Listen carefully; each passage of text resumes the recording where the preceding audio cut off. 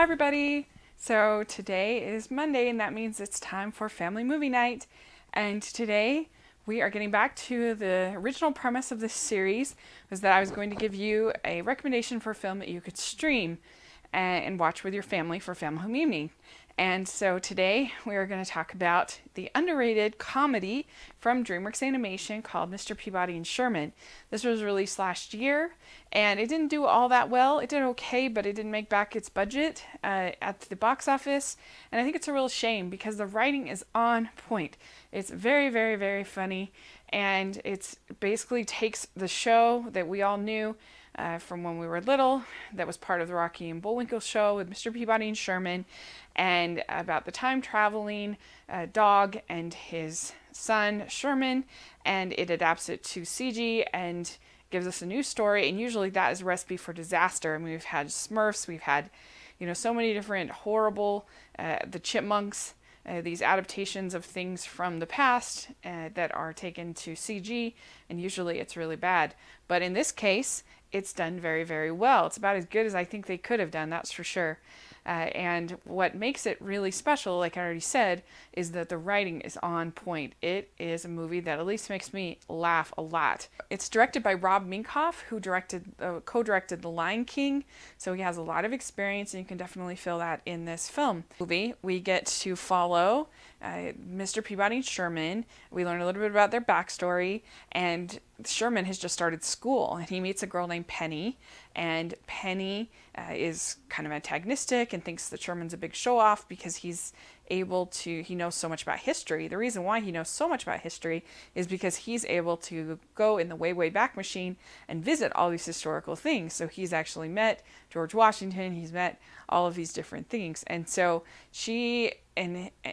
Penny and Sherman get in a fight. As a measure of good faith, Mr. Peabody invites Penny's parents over for a visit. They are there. Sherman and Penny end up taking the way back, and they go at first back to ancient Egypt, and it starts kind of an adventure where they end up, through the course of the movie, they visit Marie Antoinette, they visit Da Vinci in the Renaissance, they visit the Trojan horse, the Greeks battle, and that sequence is probably my favorite of the whole film. End up meeting Einstein at one point, meet Robespierre at the French Revolution. That's very funny.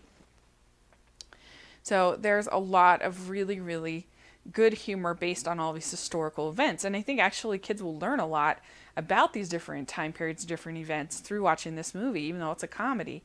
And it's just real clever the way that the time travel works. The animation is really bright and colorful, and I don't mind. A lot of times I don't like when they take our characters from childhood and turn them into CG. But here I liked the way they animated it. I thought it looked good and it was very clear and crisp, and it just looked pleasant it was pleasant to look at. It has sort of almost an Art Deco sort of feel. There's a lot of white, a lot of red, a lot of black, and to me that was very appealing to the eye to look at. The other thing that makes this movie so strong is aside from the writing, the other thing that makes this movie so strong is the voice cast is great, and particularly Ty Burrell, who plays Mr. Peabody. He is great. And then you have King Agamemnon.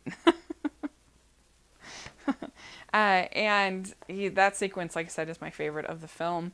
It's not like one, obviously, that's going to win awards or it's going to, be really highly lauded, but I think it's funny. It makes me laugh, and I think that it has good animation, good voice cast.